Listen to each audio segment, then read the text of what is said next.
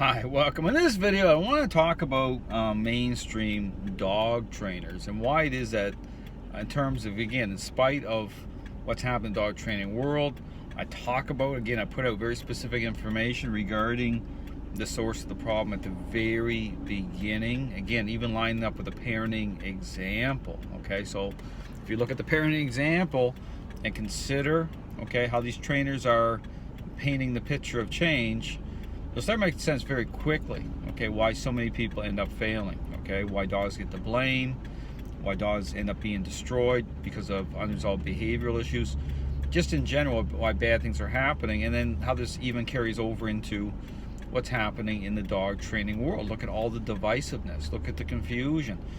But the fact is that many people are turned over to this stuff. Understand that, you know, when I talk about the real issue, I already know you know, what the responses are going to be. You know, I already know the fact that the majority of these trainers are not going to change. Okay, they're not going to ask serious questions, because if you're making lots of money, okay, by way of what this idea represents, and you know, blaming dogs has been normalized, okay, you get a culture of this going on, then why would you change? Okay, if your ethics are such, okay, if your moral compass is off at the very beginning, you know, why would you change? I mean, that's the question people have to look at, and that's my point. This is why things are the way that it is. This is why things are really, really bad.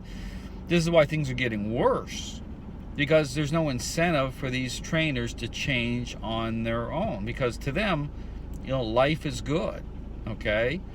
They're marketing this idea that way. Life is good. So there's no reason for them to change, because it's not about dogs that way. It's not about people the right way. It's not about caring, truly caring for dogs that way at all. It never has been. If it was, they wouldn't be in agreement in marketing this idea in the first place. I mean, just think about it. So again, that's all to say that, again, I'll continue to talk about the real issue, but people have to have a bit of a reality check here to understand what's going on. Is that, you know, the human controls the outcome, you know, whether or not they're going to change or not. So understand that when you look at what's happening in the dog training world, you look at the fact that, you know, 99% of all trainers are jumping in the same way, and they're all selling this idea the way they're selling it. They're all making assumptions that are flawed based on, again, within this response-based framework. Then no wonder there's the amount of problems that are happening. It's no wonder there's the amount of divisiveness and infighting and all this stuff going on. It makes complete sense to me. But the issue about change, the issue about you know, starting to do things properly, right? You know, by way of a different process, a process that advocates influence as an active agent, isn't going to happen for the majority. It isn't going to happen that way. In fact, a lot of these trainers, in the end, when, again, the type of dynamic you're going to see is such, you're going to see the force-free movement actually taken over at some point for a period of time. Many of these balanced dog trainers are going to walk away. Okay, that's just because they didn't ask the tough questions at the beginning. They didn't get into it the right way. They weren't willing to say, okay, let the chips fall where they may. I'm going to stand alone if that's what is required of them personally as an individual. That never happened.